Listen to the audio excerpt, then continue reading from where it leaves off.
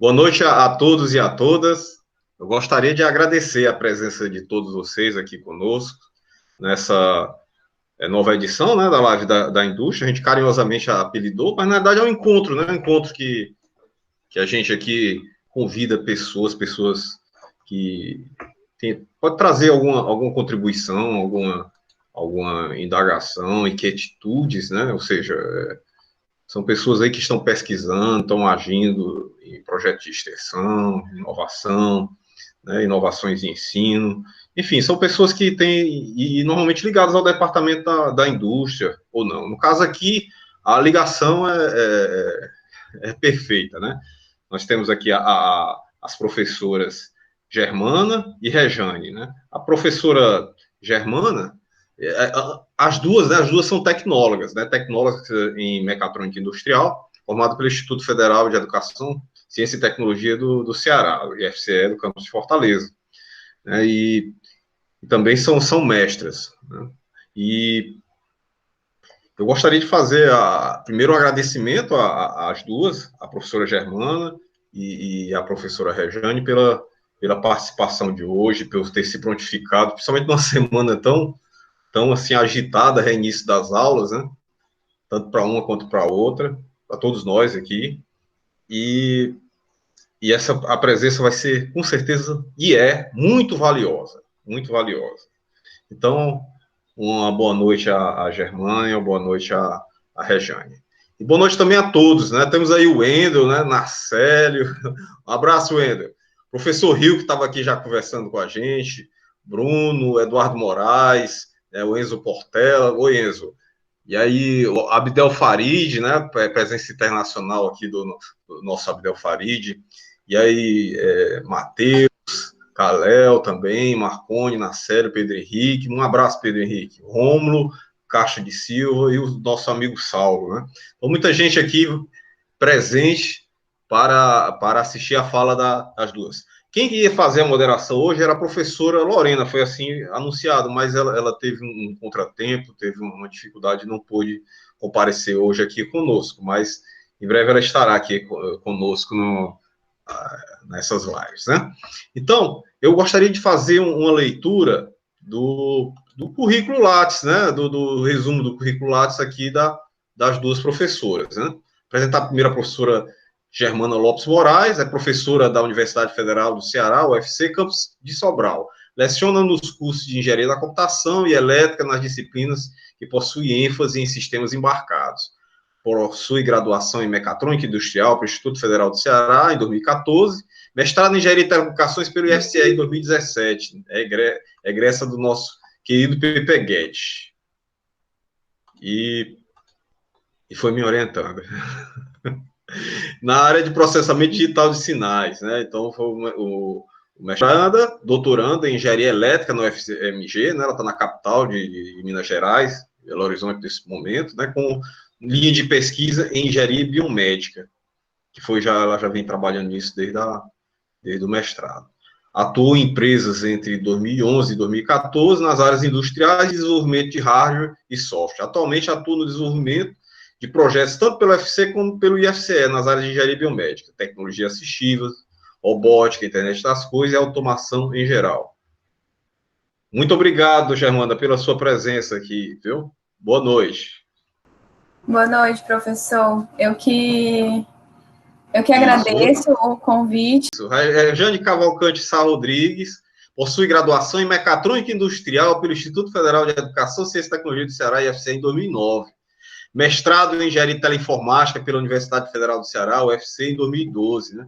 E ambas, né, são doutorandas, uma na UFMG e a Rejane é doutoranda do programa de pós-graduação em Engenharia Elétrica da UFC. É professora do Departamento da Indústria, do IFCE Campus Fortaleza, minha colega de departamento.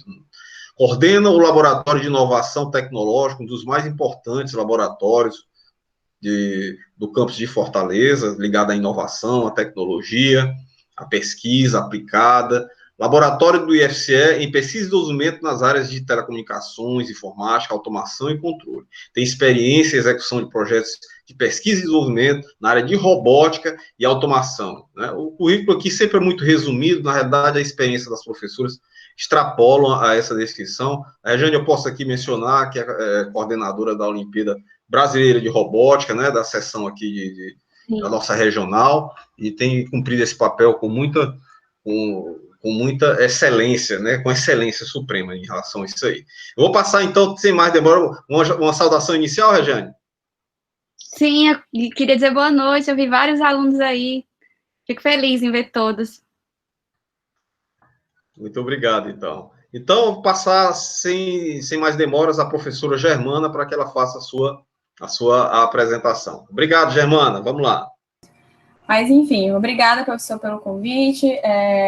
Estou muito feliz por participar da live, junto com a professora Regiane. Então, a minha apresentação é relacionada à minha pesquisa de doutorado, né? Que, como a Alzui mencionou, eu trabalhei no mestrado com sinais biomédicos e dei continuidade nesse trabalho no doutorado. Só que no mestrado eu trabalhei com PPG, que é a fotopleximografia, no doutorado eu estou trabalhando com ECG, só que a diferença é que a minha pesquisa ela é voltada para sistemas de telesaúde. Então, aqui é o conteúdo da minha apresentação, alguns itens importantes para a gente comentar, para depois entrar em cima do que eu quero realmente comentar com vocês.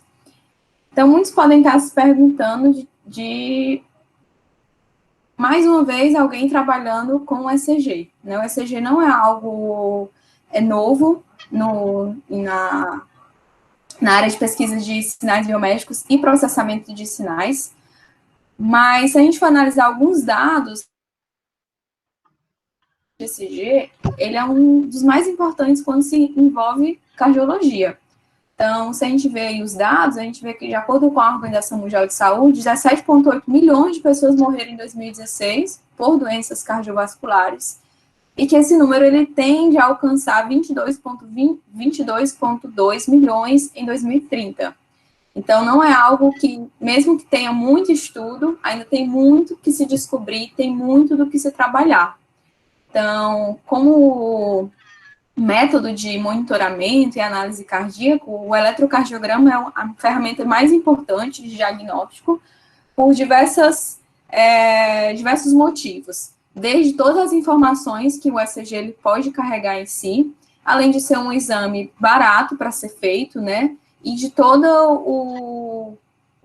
as informações que se pode ser tirada do paciente em relação tanto a condições físicas, ou alterações cardíacas, ou outras variáveis também podem ser extraídas do eletrocardiograma.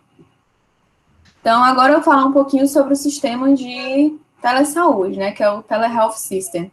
Então, o sistema de telesaúde, que na minha opinião é algo que vai crescer muito dos dias atuais até os próximos milênios aí, porque o que a gente vê é que os maiores hospitais, os maiores redes de sistemas estão concentrados nas grandes cidades. Então, os melhores hospitais do Ceará provavelmente estão concentrados em Fortaleza e os melhores hospitais de Minas Gerais estão concentrados em Belo Horizonte.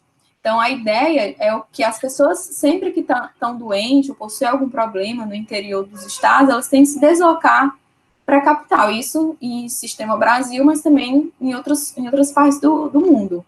Então, a ideia é fazer com que o pessoal dos interiores, eles tenham condições de ter os mesmos médicos, os mesmos diagnósticos, as mesmas atendimentos primários que alguém em um sistema de um grande hospital teria. Então, um sistema de telesaúde, ele funciona para prover esses sistemas de saúde para pessoas que moram distante dos grandes centros urbanos, principalmente atendimentos primários. Então, como funciona um sistema de telesaúde, né? Então, tem um paciente que ele vai no seu hospital da sua cidade, faz o seu exame, que deve ser feito. No caso aqui, no meu caso de pesquisa, é o ECG. Com isso, o exame ele é enviado para um servidor, para um database. E aí, esse database, os médicos, eles vão fazer download desses exames, vão analisar os exames, gerar o diagnóstico e retornar o diagnóstico para o hospital que o paciente fez o exame. Então, aí evita esse deslocamento para os grandes centros, evita também que a população de pequenas cidades não tenha os mesmos atendimentos, as mesmas atendimentos primários que um paciente de uma cidade grande poderia ter. Então, é um atendimento primário. Então, com essa ideia de sistema de telesaúde, foi que surgiu a Telerede de Minas Gerais, né? O sistema de Telerede de Minas Gerais, ele é o maior do Brasil em atendimentos diversos, desde o eletrocardiograma, como outros exames que hoje em dia ele já abrange. Então, esse TNMG, ele está em 814 municípios de Minas Gerais, atendendo sistemas de emergência, ambulatórios, hospitais. Em 2017, ele foi inserido como um programa do brasileiro do Ministério da Saúde, e ele começou a abranger outros estados sem ser Minas Gerais. Então, já consigo, nesse sistema, visualizar exames de Quixeré, Jaguaruana, Crato, eu acho. Então, tem interiores do Ceará que já estão tendo esse suporte dessa rede de telesaúde de Minas Gerais, como também na Amazônia. Então, tem sistemas de Holter, tem atividades de teleeducação, tem retinografia. Então, são vários exames que essa rede de telesaúde ela está abrangendo hoje em dia. Então, em 2005, foi que iniciou o sistema agora de teleeletrocardiograma. Então, o tele-ECG, né, ele foi implementado em 82 cidades do estado de Minas Gerais, e funcionando dessa forma que eu mostrei aqui nessa primeira imagem. Que as pessoas fazem o exame na clínica ou no hospital, o exame ele é enviado, e o médico, seja de BH, seja do Hospital das Clínicas, seja de que hospital, de rede de hospital que ele trabalhe, ele vai analisar o ECG e gerar um laudo para enviar para a clínica que o paciente fez o exame. Beleza, então, o que seria um ECG ambulatorial? O ECG ambulatorial é a ferramenta primária de análise cardíaca que a gente tem hoje em dia, e ele é composto pelo posicionamento de eletrodos, né, em locais específicos do corpo, e esses eletrodos eles vão funcionar como câmeras de visualização de diferentes posições do coração. Então, tem os eletrodos frontais, que são esses eletrodos, são chamados eletrodos bipolares, né, que é braço direito, braço esquerdo, perna direita e perna esquerda, e eu vou ter os eletrodos pré-cordiais, que são esses Vs, né, que vai de V1 a V6. Então, com isso, com esse posicionamento dos eletrodos, o exame de ECG ambulatorial, ele é gravado. Então, se há um ECG ambulatorial, ele tem que ter essa característica de ter essas 12 sinais, né, que a gente chama de 12 derivações. Então, aí é como o cardiologista ele recebe o eletro para ele ser laudado, né, com as 12 derivações. Apenas nessa visualização eu só tenho 2,5 segundos de exame por derivação, e a derivação D2, que ela tem os 10 segundos, né, ela é mostrada nos 10 segundos totais, porque ela é uma das derivações mais importantes para análise de algumas específicas anomalias cardíacas. Então, quais são as limitações que a gente tem no sistema de teleeletrocardiograma e onde nós, da engenharia, né, podemos entrar para solucionar esses problemas? Então, por mais que um sistema de telesaúde ele tenha essa questão de atendimento primário em pequena cidade, mas com hospitais e médicos dos grandes centros urbanos ou dos grandes hospitais, o exame, quando ele é feito nessa cidade pequena, né, nesse interior, acaba que tem um excesso de ruídos, porque o equipamento de ECG não está com a manutenção correta, ou então porque os eletrodos não foram colocados com gel de forma correta, ou se for caso de alguma pessoa que tem uma quantidade de cabelos no tórax, também vai atrapalhar. Então, gera esses tipos de ruído. Ou durante o exame, a pessoa teve um movimento, alguma coisa assim, e atrapalhou o sinal. Então, existem muitos sinais com excesso de ruídos que chega para os cardiologistas laudarem. Como também tem o correto posicionamento de eletrodos. Então, como a gente viu nessa imagem aqui, os eletrodos eles têm posições específicas para serem colocadas. Se elas forem colocadas em posições distintas, diferentes das que elas deveriam ser, o ECG ele vai ser coletado de forma diferente. Se for em versões mais simples, como a inversão de braço direito e esquerdo, não tem tanto problema de diagnóstico, mas se for uma inversão de lado esquerdo, ou seja, perna esquerda, braço esquerdo, o diagnóstico ele pode mudar. E o grande problema aí é que algumas inversões, o cardiologista ele não consegue identificar que tipo de inversão ocorreu, se realmente ele tem uma inversão.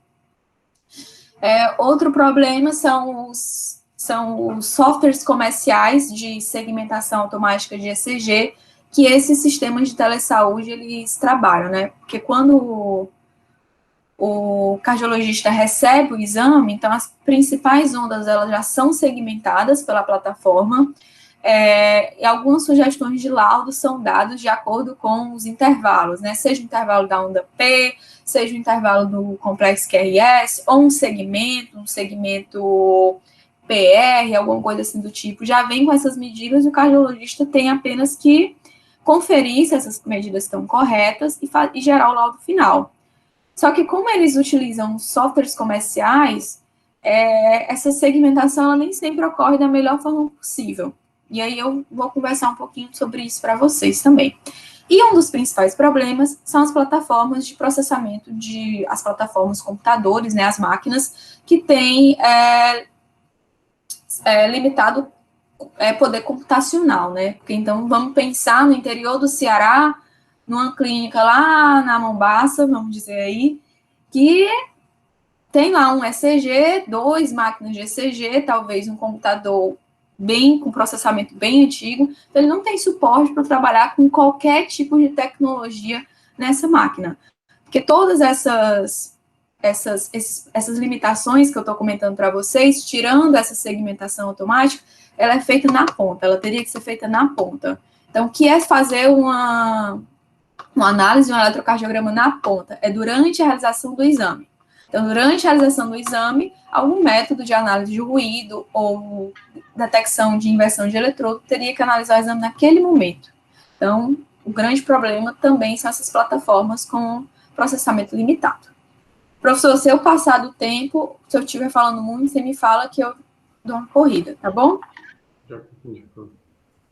Então, o que é que a gente tem aqui, né? Desses exames, na rede de telesaúde de Minas Gerais, que é a sede lá em BH, no Hospital das Clínicas, eles recebem em torno de 2.500 a 3.000 eletros para serem laudados. Então, é uma chuva de ECG que os cardiologistas que estão de plantão, às vezes são 2 a 3 cardiologistas de plantão, recebem esses ECG para laudar. Então, fazendo uma análise preliminar nessa base de dados, que só para vocês terem ideia, a gente tem mais de 3 milhões de ECGs nessa nossa base de dados. Então, aproximadamente 2,5% dos exames, eles não são laudados por baixa qualidade de sinal e 2% por posição incorreta de eletrodos. Então, se chega, sei lá, 2.500 ECGs hoje, numa quarta-feira, 2,5% desses ECGs não são laudados ou por baixa qualidade de sinal e 2% pelo posicionamento incorreto dos eletrodos. E cerca de 10% eles são mal segmentados, né? Essa segmentação das ondas feita por softwares comerciais não é bem feita. Então, com isso que gera, né? Gera custos, seja custos financeiros, custos sociais ou custos de saúde. Então, seriam custos financeiros. O exame não laudado por um cardiologista ou por excesso de ruído ou por posicionamento de eletrodo incorreto, ele é pago. Então, o cardiologista ele vai receber, mesmo que o exame seja impossível de ser laudado.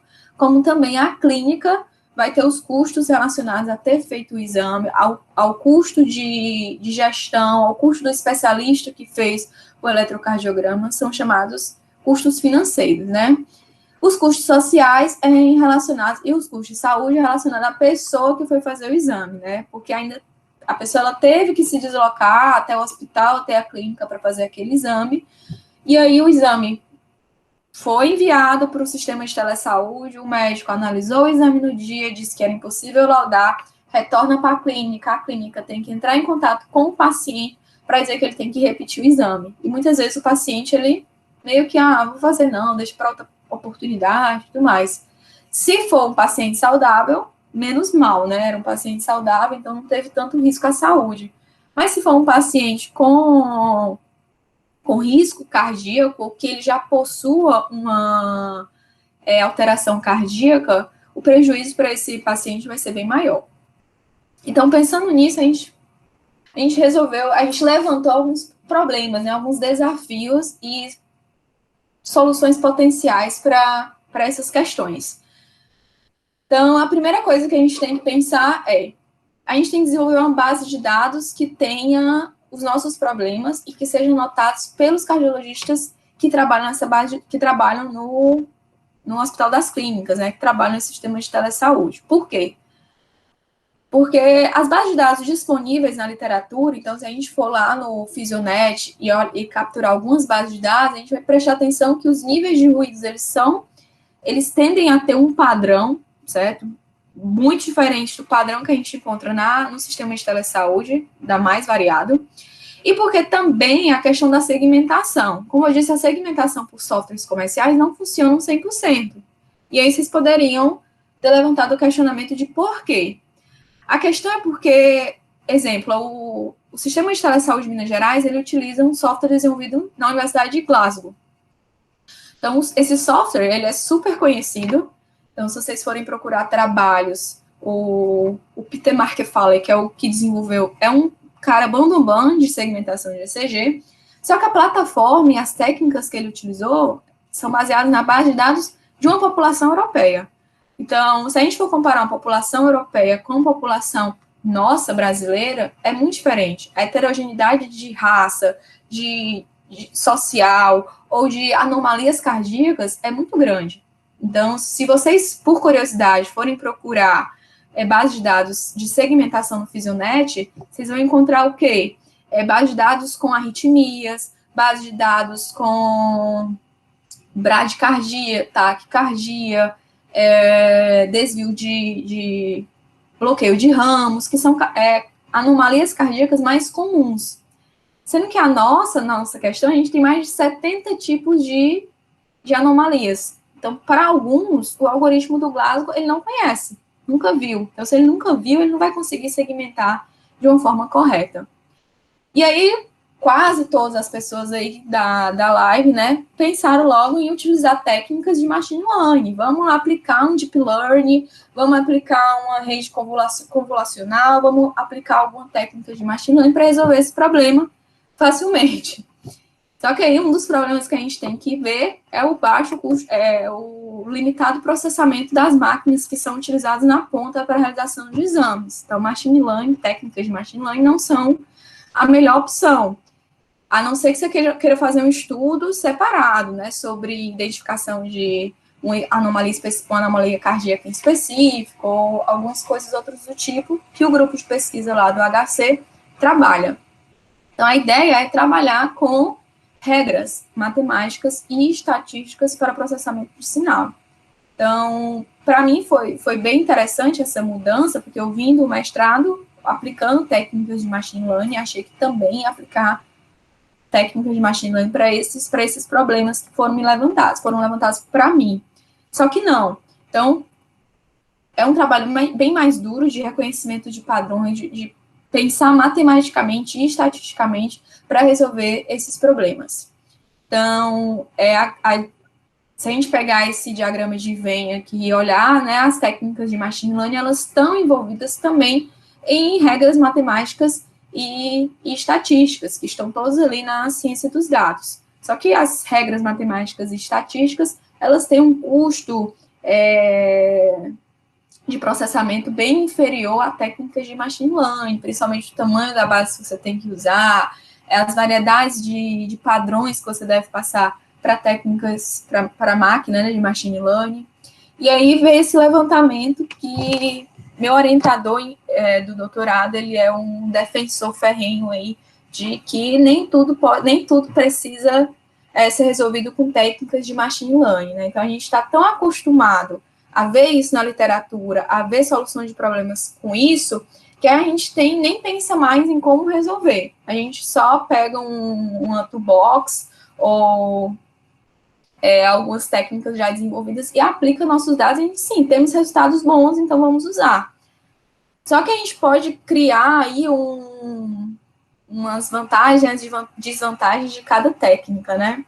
Então, o conhecimento da técnica aplicada no algoritmo ela é bem diferente se você trabalha com machine learning, você trabalha com métodos estatísticos.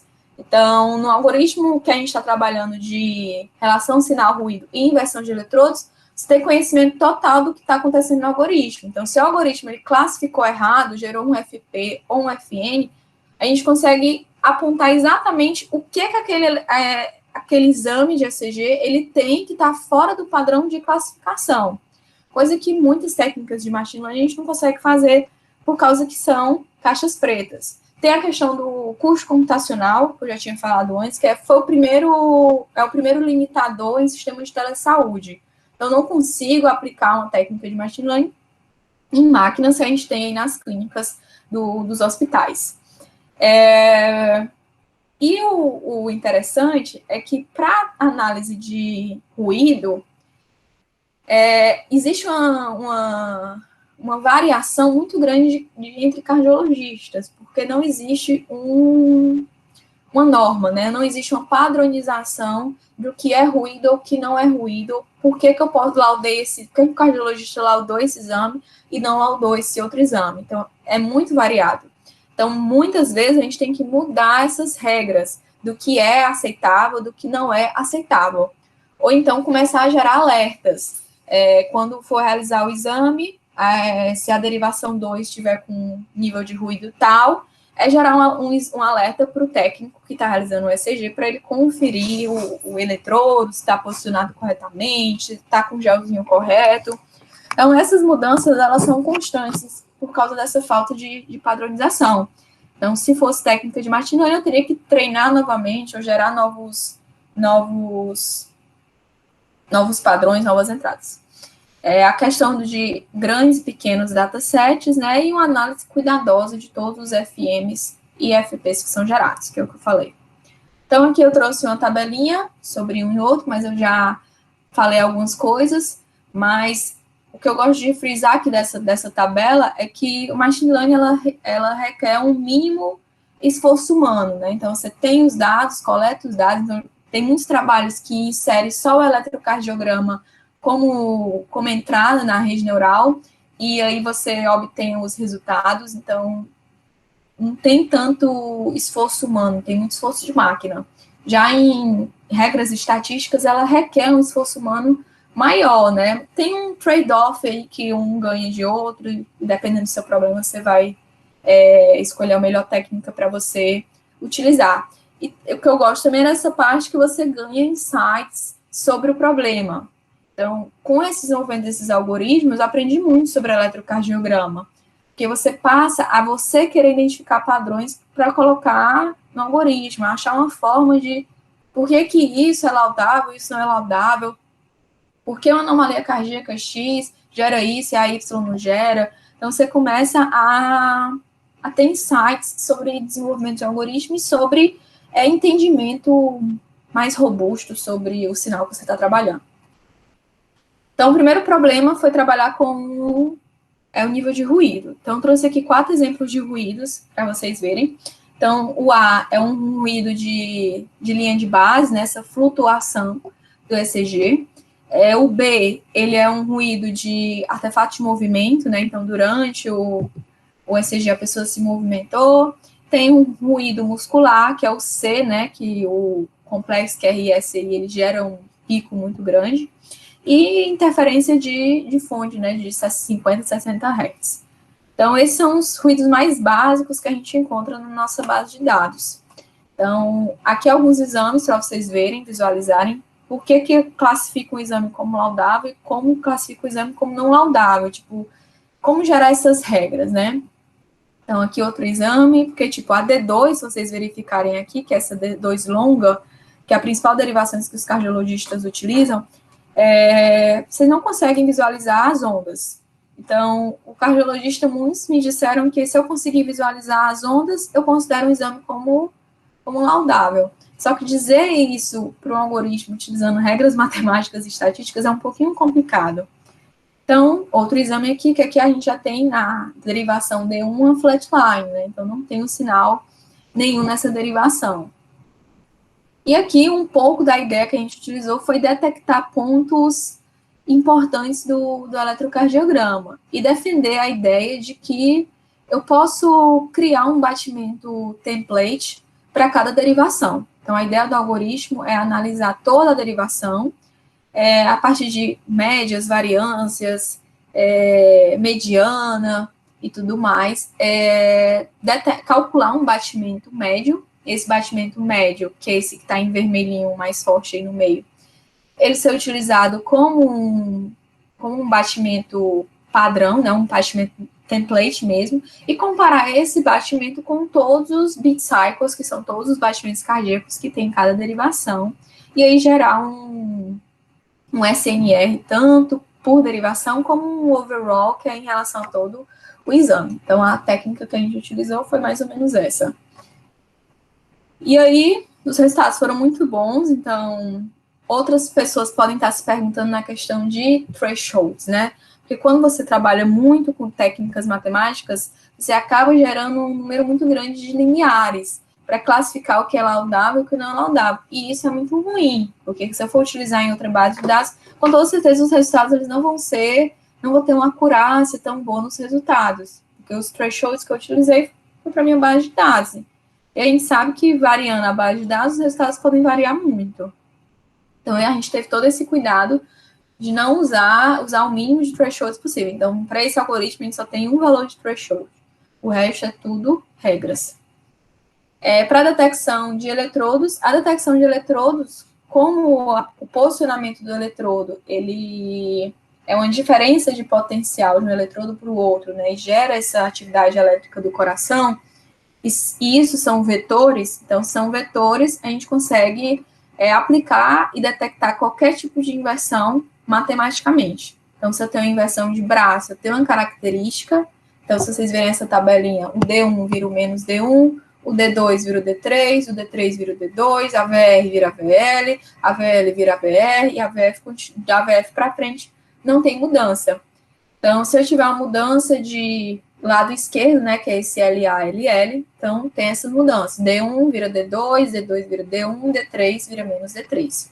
Então, quando você tem um eletrocardiograma invertido e um não invertido, você consegue comparar e dizer que, exemplo, o A, essa figura A é um paciente que ele tem infarto do miocárdio, o ECG não está invertido, e o B é o ECG invertido.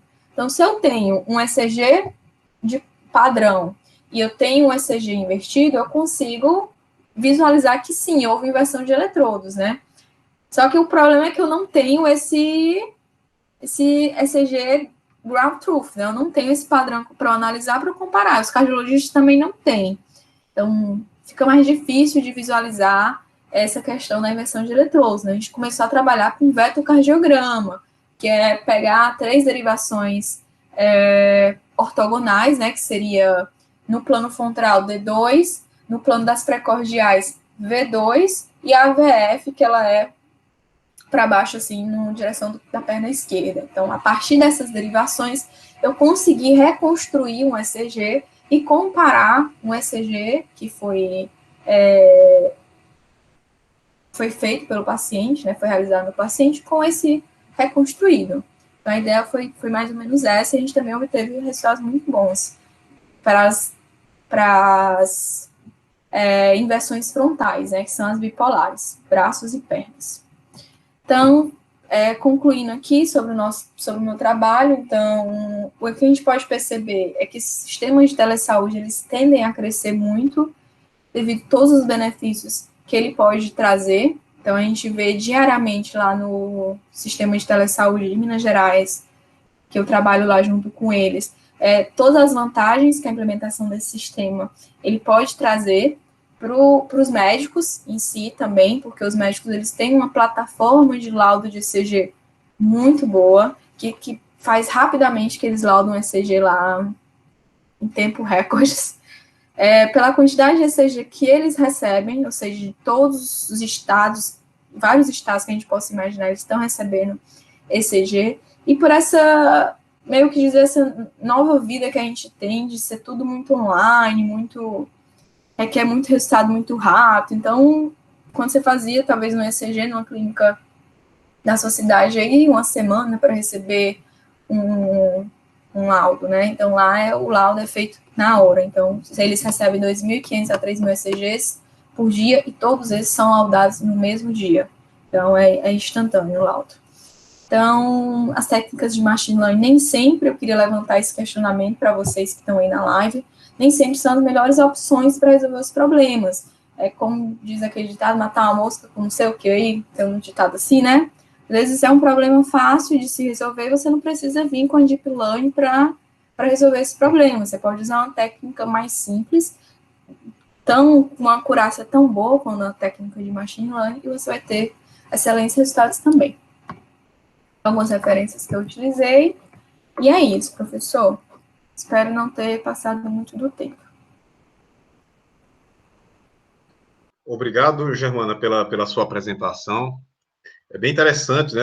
Sempre o ECG, quando a gente está com problema cardíaco ali, a gente espera que dê tudo certo ali no ECG. Às vezes a manutenção dos equipamentos, nem sempre elas são condizentes, né? Eles atrapalham realmente a você ter o sinal direitinho, né?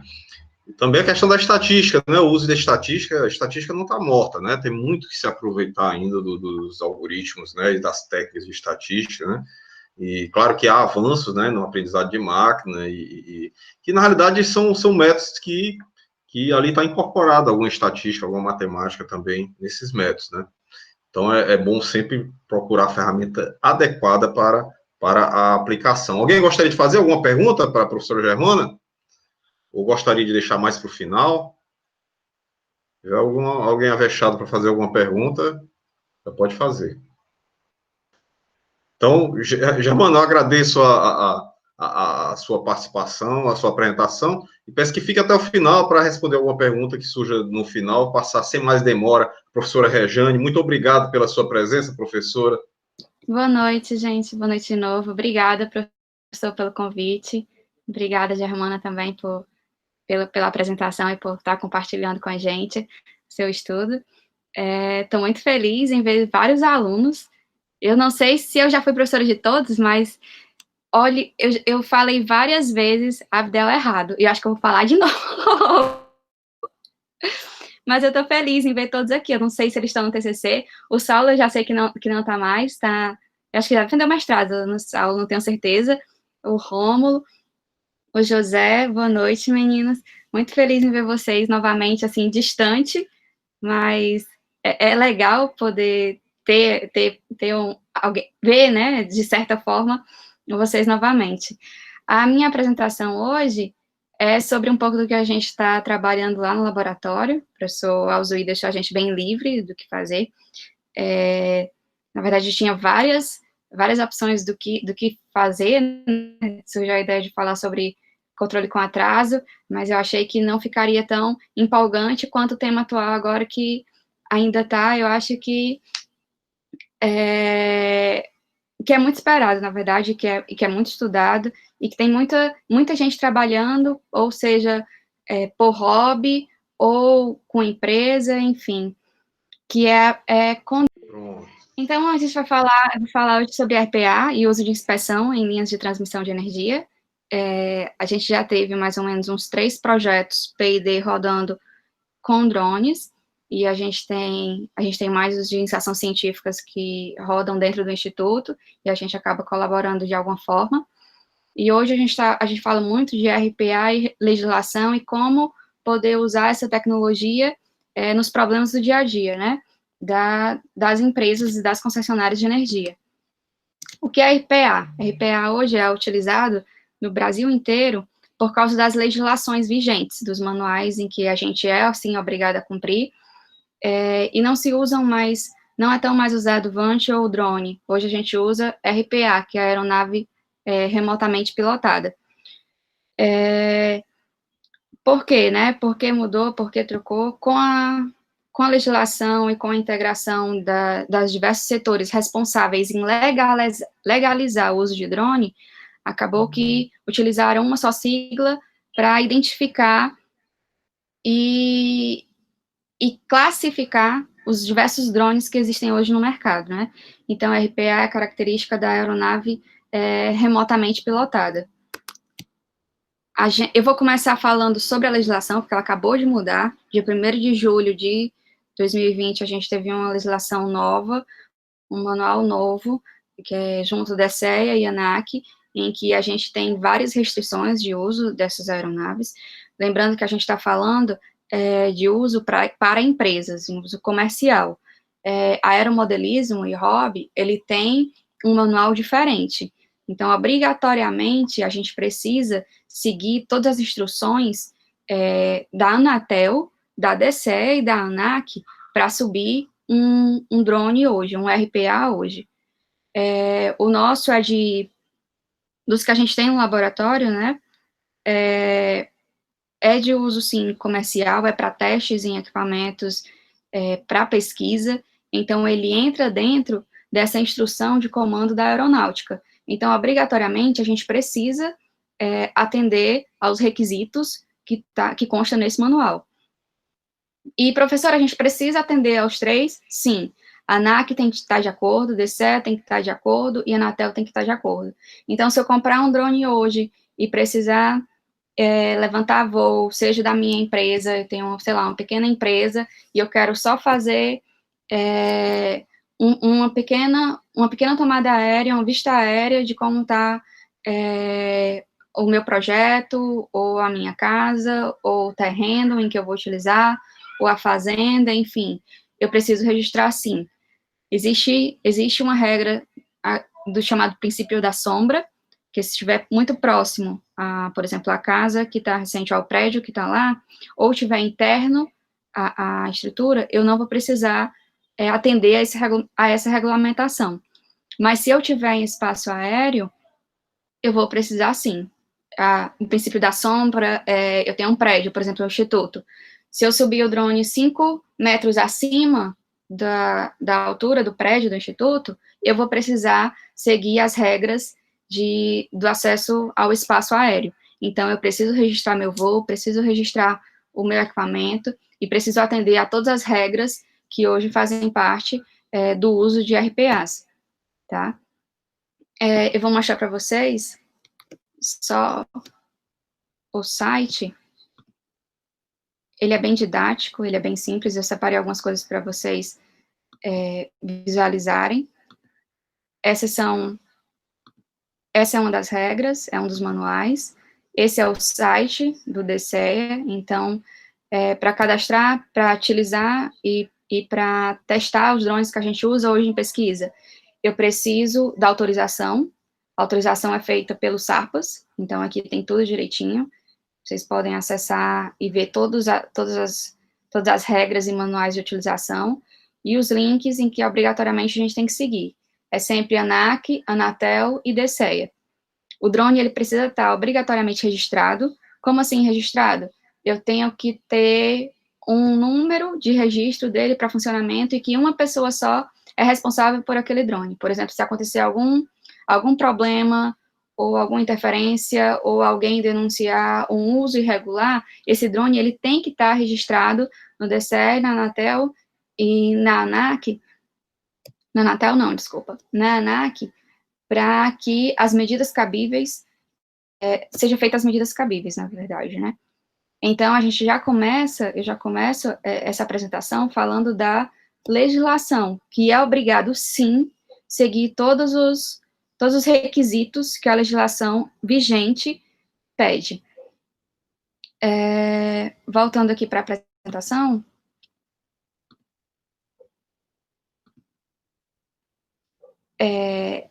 a 140, ela é a que fala sobre aeronaves não tripuladas e acesso ao espaço aéreo brasileiro, então, obrigatoriamente, a gente tem que segui-la. Tá fácil, se você vai lá no DSEA e chama RPA, chama drone, chama Vant, vai tudo para o mesmo lugar, então eles já te levam direto para isso. O SARPAS é o local onde a gente registra o voo. Como assim? Eu preciso fazer uma inspeção numa linha de transmissão, então eu vou precisar registrar a trajetória que esse drone vai fazer. Então, um dia antes, eu mando o roteiro que eu vou utilizar o local, quem vai pilotar, enfim, todos os detalhes para o SARPAS, e no dia seguinte, um dia depois, né, ele tem até um dia depois, ele vai me dizer se eu estou autorizado ou não a utilizar aquele determinado espaço aéreo, tá? Então, obrigatoriamente, a gente precisa, sim, seguir a legislação. Professora, eu tenho um drone em casa, eu não tenho uma empresa, eu não sou hobbyista, eu não é da área de aeromodelismo, eu só brinco de vez em quando, vou na praia e subo ele, eu vou, por exemplo, num sítio e subo ele, tem algum problema? Dependendo de onde você estiver, vai ter problema sim. E principalmente, se cair em cima de alguém, se machucar alguém, se cair em cima de uma torre, se danificar alguma estrutura próxima do local ali em que você está sobrevoando, vai sim ter problemas. E se tiver pessoas se machucar, você entra na legislação de penalidade, na verdade, não é nem legislação, você entra na penalidade por não estar assegurado, por não estar registrado, por não ter autorização de voo. Então, você está totalmente ilegal. É como se você estivesse dirigindo um carro, ou o carro machucou alguém, aí além de machucar alguém, você já tem a penalidade disso, você vai ter o de registro, o de não ter autorização, e todas as outras condições burocráticas, né, de dirigir um carro sem estar legalizado. Então, isso vale sim para drone hoje, é obrigatório. Se fala muito eu vou deixar autônomo, eu não vou mais pilotar, eu não vou mais ter o comando, eu não vou ver o drone eu vou botar ele, sei lá, 100 metros para frente, tem muitos prédios, muitos edifícios, eu não vou conseguir ver, eu vou só dizer aqui ajustar a trajetória dele, vou dizer quantos metros ele tem que subir, ele vai sozinho e volta. Isso é proibido. Drones autônomos, RPAs autônomos no Brasil é proibido, você vai estar totalmente ilegal, e tem penalidade para isso. Eu não lembro de cabeça todas as penalidades, mas é o que não pode ocorrer de jeito nenhum, é deixar autônomo. A gente vê isso, a gente fala muito em pesquisa, e a gente tenta deixar tudo o mais autônomo possível, né, deixar fazer sozinho, mas hoje, na parte de drones, isso não é mais possível, porque a legislação atual não permite de jeito nenhum. E não permite por quê? Porque imagine se todos os meus vizinhos aqui tivessem drones, subissem todos os drones juntos, os drones, eles não conversam um com o outro, e eu dizer uma trajetória, vou startar aqui a trajetória, meu vizinho também vai, meu outro vizinho também vai, isso vai fazer com que tenha choques de drones aqui, próximo, e que com certeza vai ocasionar algum acidente. Então, isso não é mais permitido de jeito nenhum. Então, não posso deixar ele autônomo, não posso perder a visão, perder o drone de vista na hora do manuseio. Isso não é mais possível de jeito nenhum. E eu acho que não vai ser. O autônomo, a gente tem um projeto hoje em que tende a deixá-lo autônomo, mas é um autônomo o tempo todo com controle, que se der algum problema, ou que se eu estiver vendo e visualizando que não vai dar certo, ou que tem algum problema ou na comunicação, ou no próprio drone, eu tenho que rapidamente pegar o controle manual e trazer ele de volta, principalmente na parte de linha de transmissão de energia, porque a probabilidade de dar algum erro com o vento, com o posicionamento errado do GPS, pode ocorrer também. Então, não é permitido, nunca foi, na verdade, né? E com os manuais não é permitido de jeito nenhum atualmente. O que é que o DCEA diz sobre isso, né? Precisa da autorização do Ministério da Defesa se eu for fazer algum levantamento de áreas, né? Áreas, mas, professora, eu quero ver o terreno do meu sítio, eu não vou poder ver, na verdade são áreas maiores, tá? E lembrando que tem o princípio da sombra. O princípio da sombra é se eu tiver um prédio ou uma casa aqui do lado, se meu drone ficar na mesma altura dele, a 30 metros de distância, ou a 5 metros acima, eu vou poder sobrevoar assim e não entro nessa legislação. Mas se meu drone é comercial, eu preciso de uma área maior, estou sobrevoando, sei lá, uma fazenda, eu estou acompanhando algum projeto de rodovia ou alguma coisa do tipo, obrigatoriamente eu preciso, sim, de autorização para fazer esse voo, tá? Não sobrevoar aeroportos e heliportos, isso já é conhecido de todo mundo. Tem que ter uma distância de prédios, linhas de energia, enfim. Tem que sobrevoar com segurança, não posso sobrevoar quartel, presídio, delegacia e outra estrutura que seja crítica, tá? Lembrando que todas essas informações estão no DCEA também. O princípio da sombra, ele diz 30 metros de distância, né, e 5 acima do edifício, então é o que eu posso, tá? Isso dentro da minha região, dentro do meu edifício, dentro da minha casa, por exemplo, dentro do meu sítio, por exemplo. Planejar voos, eu tenho que estar 40 metros, né? Acima disso, eu já vou para outras categorias e já preciso de outro tipo de autorização, tá? Manter sempre o campo de visão e tentar fazer voo durante o dia. Se eu fizer voo durante a noite, eu preciso da iluminação do drone para saber onde é que ele está, tá? Eu preciso sempre visualizar o drone. Preciso sempre de manutenção, eu preciso saber todas as limitações dele, e a utilização para recreação, que seria aeromodelismo, tem que ser em local reservado para aeromodelismo. É isso que a legislação vigente diz. Então, a RPA, a gente já vem trabalhando há algum tempo, eu vou mudar de novo a tela e vou mostrar para vocês um vídeo que a gente tinha de 2014, em que a gente já trabalhava com drones, 2014, 2015, em que ele está fazendo a inspeção e a detecção automática do transformador. Então, a gente já vem fazendo isso há algum tempo, a gente já tem professores com expertise nisso. E o que a gente está trabalhando hoje? O que a gente está vendo hoje? A gente conversa constantemente com as concessionárias. Ixi, deu um problema aqui no vídeo. Deixa eu tentar. Pronto. Então, a gente verifica todos esses pontos. A inspeção visual em linhas de transmissão de energia, ela já acontece com o drone, ela já é comum em todos os lugares do Brasil e do mundo, a gente já vê isso facilmente. Antes era helicóptero ou outros tipos de aeronave maior. Então, hoje é mais fácil, sim, utilizar o drone, porque eu tenho uma vegetação enorme em que o acesso ao carro é muito difícil. Então, com o drone, eu consigo facilmente levar e ter uma imagem visual daquela estrutura de longe. Então, o drone, ele está propiciando isso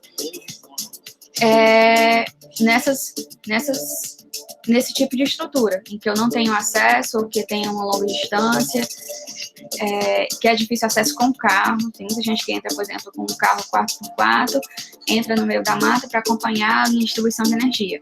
E olhando visualmente mesmo, para fazer as inspeções, tira registro com máquina fotográfica ou algum tipo de vídeo, e vai fazendo a visualização dos possíveis problemas, né? O que a gente está fazendo de diferente, né? O que a gente está contribuindo na distribuição de energia elétrica? Quais os problemas na distribuição de energia elétrica que a gente está tentando atender utilizando RPAs? Problemas na transmissão de energia, a gente tem diversos, tem variedade de ativos enormes. Eu tenho cruzetas, isoladores, postes, chaves, trafos, cabos. Eu tenho a zona em torno da torre, em que eu tenho que estar olhando constantemente também para ver se não tem avanço ou de vegetação, ou se alguém construiu uma casa lá perto. Então, tem diversos tipos para diversas categorias de como fazer a inspeção utilizando RPAs. E problemas dentro desses, divisão de, por exemplo, analisar o isolador, analisar o cabo, a gente tem corrosão, a gente tem apodrecimento da madeira. Professor, apodrecimento da madeira, tem alguma linha de transmissão de energia aqui que tem madeira? A Germana está falando que o doutorado dela é lá em Minas Gerais, então ela já deve ter visto lá, se ela parar e olhar a transmissão de energia de lá, ela vai ver que lá, sim, existem cruzetas de madeira. Então, os problemas que tem lá em Minas Gerais é diferente dos problemas que tem aqui no Ceará.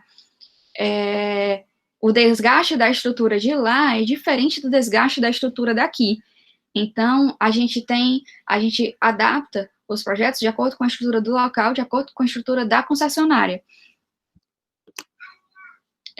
Aqui são alguns registros, tá? Às vezes, em isoladores, olhando por baixo, a gente não consegue identificar de jeito nenhum uma falha, ou sem uma câmera térmica, ou mesmo com câmera térmica, dependendo da posição, se for de cima para baixo, tem problemas de ou ter um animal próximo, ou a incidência do sol, enfim, a gente não consegue visualizar, e acaba tendo que fazer a inspeção mais próxima para conseguir visualizar, por exemplo, defeitos, esse aqui já é grande, né, mas defeitos mínimos, que podem sim gerar um problema. Aqui é outro exemplo, tá, em que houve corrosão ou algum problema na estrutura, desgaste da estrutura. Então, a gente precisa ter o registro desses problemas e o registro dessas manutenções e verificar essas anomalias. Os RPAs estão fazendo isso constantemente. Tem diversas empresas no Brasil que fazem esse tipo de inspeção, como tem diversos centros de pesquisa também trabalhando no tratamento dessa imagem. Então, o que a gente está fazendo diferente? O que é que tem de inovação nos projetos atuais que usam RPAs, que usam drones? É como a gente implementa e como a gente faz o tratamento dessa imagem. Se faz dentro da própria estrutura do RPA, dentro da própria estrutura do drone, ou se faz offline. Então, tem várias formas de se tratar esses problemas, né? Então, aqui a gente tem fotos com câmera térmica, em que dá para ver aqui os pontos de problema nas linhas de transmissão. Aqui a gente tem 2 drones fazendo a inspeção. Um deles é nosso, a gente já está usando já há algum tempo. A captura de imagens, né, e como é feito o tratamento desse vídeo. A gente iniciou fazendo inspeção à distância mesmo, em que fazia análise offline. No momento da inspeção, principalmente aqui no Ceará, a gente está no sol, não dá nem para ver a tela direito. Então, a gente precisa de um lugar apropriado, precisa de um ajuste ou de um filtro para conseguir visualizar a imagem que a gente está vendo. A melhor imagem é a térmica? Não necessariamente. Dependendo do local, eu posso estar vendo, por exemplo, algum animal fez um ninho ou fez alguma coisa ali, o que eu estou vendo não é um problema, não é uma anomalia da rede. Então, vai depender muito do tipo de câmera que eu estou usando e do problema também. Tem problemas na estrutura em que eu não vou ter pontos quentes naquele momento e que, na verdade, eu já tenho uma corrosão e a minha estrutura ela já está com problemas antigos e que ela está ficando cada vez mais frágil. Talvez eu não consiga ver com a câmera térmica, acho que eu não consegui ver de jeito nenhum. Então, eu preciso de uma câmera convencional para visualizar esse tipo de problema. Antes, todas essas inspeções eram feitas em loco. Tinha uma pessoa que ia lá, tinha que ter acesso à torre. Então, relembrando, hoje a gente tem já drones regulamentados que fazem essa inspeção, mas que ainda não tem esse tratamento automático lá no momento que está sobrevoando, que essa é a ideia de um dos projetos nossos agora. Eu passei perto daquela estrutura, eu vi um defeito, isso usando os 2 tipos de câmera, as 2 imagens, vi que tem um defeito, então eu volto com o drone, fico lá mais tempo tirando fotos de todos os ângulos possíveis para detectar que aquilo é realmente um problema e subo no sistema.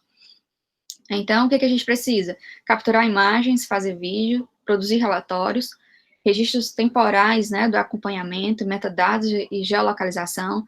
Isso tudo a gente vem trabalhando para suprir a necessidade da concessionária.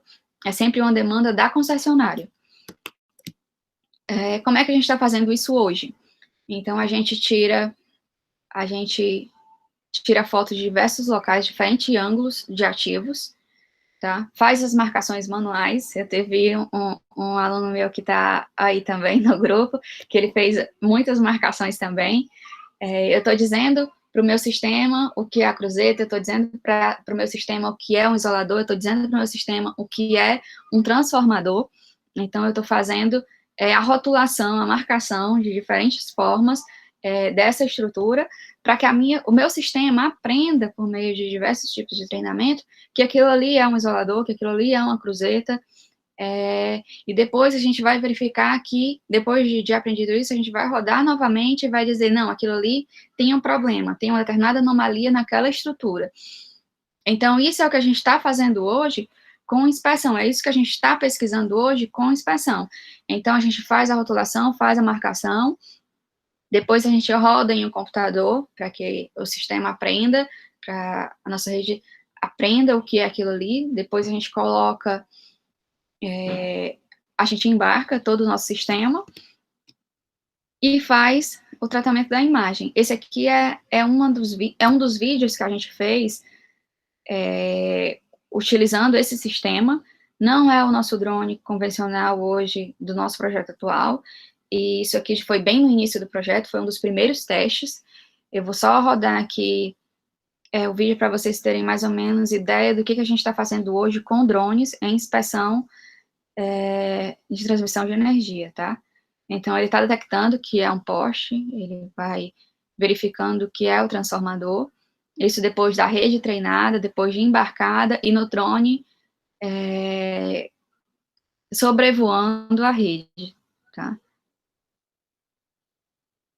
Gente, se vocês tiverem alguma dúvida, ou se vocês não souberem do que eu estou falando, vocês podem perguntar, tá? Foi bem rápido, porque eu quis falar da parte de legislação que acabou de ser implementada, de entrar em vigor, e da segurança que a gente tem que ter do uso de drones, e falei bem por cima do que a gente já fez e de como a gente pode utilizar o drone,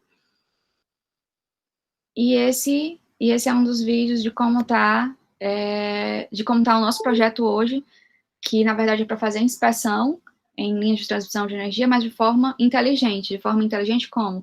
Eu vou ter que ter o operador, obrigatoriamente. No início do projeto ele era autônomo, mas hoje ele não vai poder mais. Vai ser um autônomo, mas com controle manual. E que o operador vai ter que ficar olhando e verificando a trajetória dele o tempo todo, olhando para o drone, né? Porque se eu perder o drone de vista, eu também já estou fora da legislação. E como a gente está trabalhando com concessionária e é um projeto de pesquisa, a gente precisa, sim, atender a legislação, porque não é mais hobby, não é aeromodelismo. E como é que vai ficar esse projeto, né? Ao final, o drone, ele vai sobrevoar a área, automaticamente, no momento do sobrevoo, ele vai visualizar que tem uma anomalia ali, e que ele precisa de mais fotos para registrar essa anomalia. Aí depois que ele fez o sobrevoo, que registrou todas as fotos, que verificou que aquilo é uma anomalia, ele vai subir para o sistema e vai indicar os possíveis problemas daquela determinada inspeção. Tá?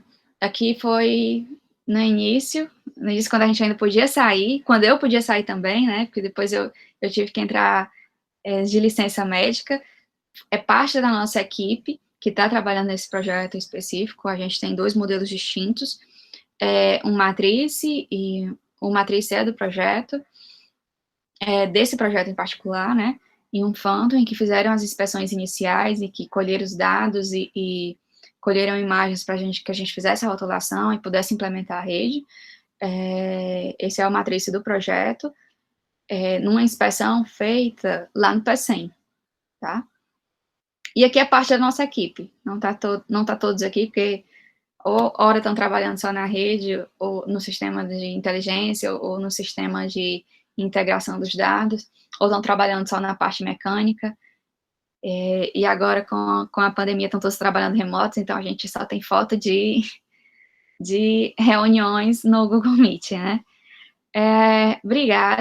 Obrigada a todos, eu espero que eu tenha atendido as expectativas, e fico à disposição.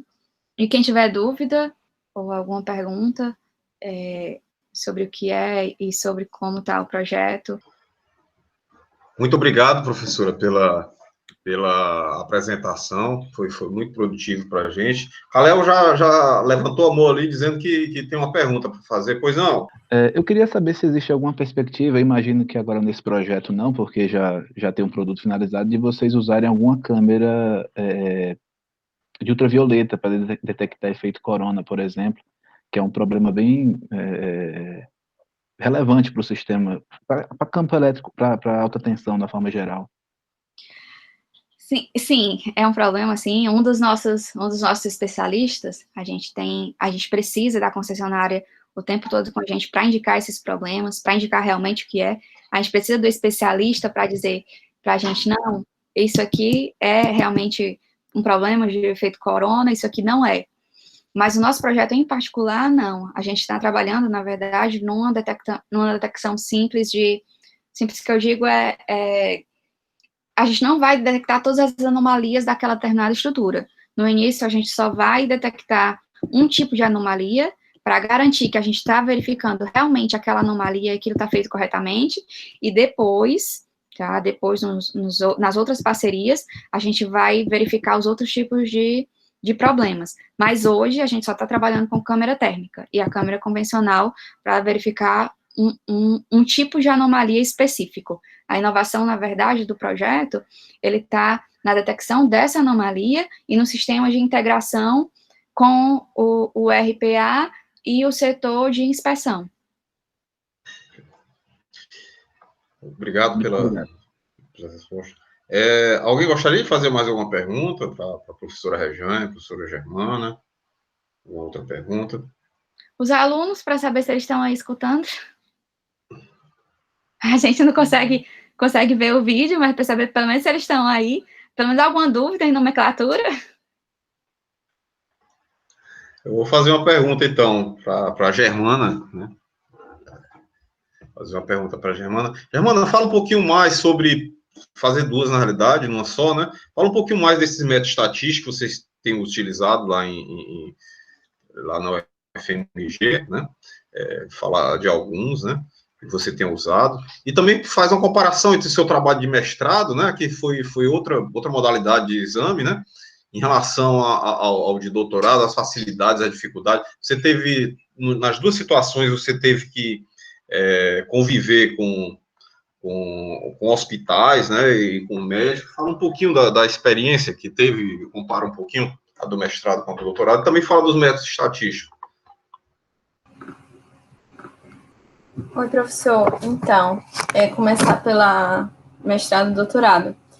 Assim, é um pouco diferente, porque no mestrado, como o sinal ele era relativamente novo em relação à pesquisa e à detecção de doenças cardiovasculares, a gente teve que desenvolver a base, né? Então, eu tive aquele contato clínico mesmo. Então, eu fui para o Hospital da Messejana, eu realizei os exames, eu tive esse contato bem relacionado à medicina. Já no Hospital das Clínicas, o meu contato é mais na parte de desenvolvimento, então eu não tive esse contato com o paciente, entendeu?